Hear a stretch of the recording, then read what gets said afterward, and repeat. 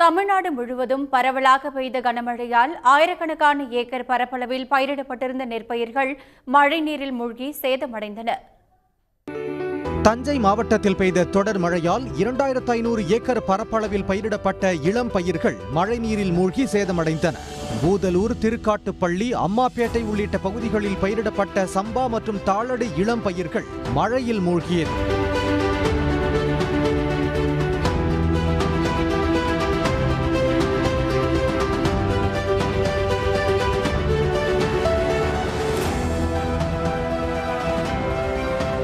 தருமபுரி மாவட்டம் வீரப்பநாயக்கன்பட்டி கிராமத்தில் பெய்த கனமழையால் விளைநிலங்களில் தண்ணீர் புகுந்தது.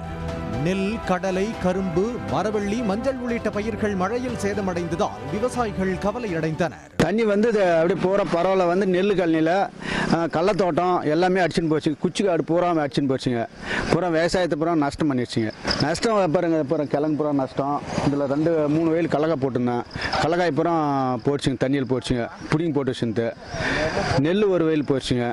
எல்லாமே போச்சுங்க. விவசாயத்துக்கு நம்ம நஷ்டம் பண்ணிடுச்சுங்க மழை நேற்று. ராமநாதபுரம் மாவட்டம் சூரங்கோட்டை சுற்றுவட்டார பகுதியில் பெய்த மழையால் சுமார் 500 ஏக்கர் விவசாய நிலம் மழைநீரில் மூழ்கியது. கடந்த 2 நாட்களாக பெய்த மழையால் விளைநிலங்களுக்குள் மழைநீர் தேங்கியது. ஏக்கர் ஒன்றுக்கு 30,000 ரூபாய் வரை செலவு செய்து பயிர்கள் நீரில் மூழ்கி அழுகியதால் விவசாயிகள் வேதனையடைந்தனர்.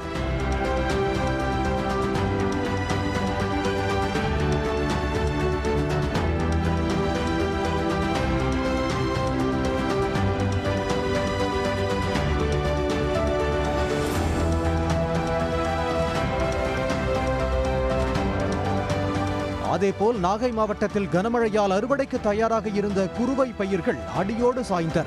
மழை ஓய்ந்த நிலையில் மழைநீர் சற்று வடிய தொடங்கியது. இந்த நிலையில் வடகரை, கோகூர், பெருங்கடம்பனூர் உள்ளிட்ட பகுதிகளில் மழைநீர் வடிந்ததால் சேரும் சகதிக்கிடையில் இயந்திரம் மூலம் அறுவடை பணிகளில் விவசாயிகள் மேற்கொண்டுள்ளனர். இந்த சூழலில் நெல் ஈரப்பத அளவை குறைக்க விவசாயிகள் கோரிக்கை விடுத்துள்ளனர்.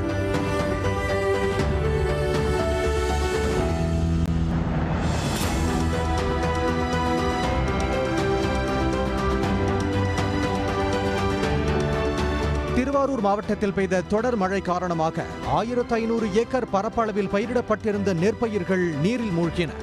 நன்னிலம் அடுத்த சிறுவள்ளூர், மேல தென்குடி, கீழ தென்குடி உள்ளிட்ட பகுதிகளில் வடிகால் சரிவர தூர்வாரப்படாததால் விளைநிலங்களுக்குள் மழைநீர் புகுந்ததால் விவசாயிகள் குற்றம் சாட்டியுள்ளனர். இந்த நிலையில் அரசு உரிய நிவாரணம் வழங்கி விவசாயிகளின் வாழ்வாதாரத்தை காத்திட வேண்டும் என்ற கோரிக்கை எழுந்துள்ளது. உடனுக்குடன் செய்திகளை தெரிந்து கொள்ள சன் நியூஸ் பெல் ஐகானை கிளிக் பண்ணுங்க.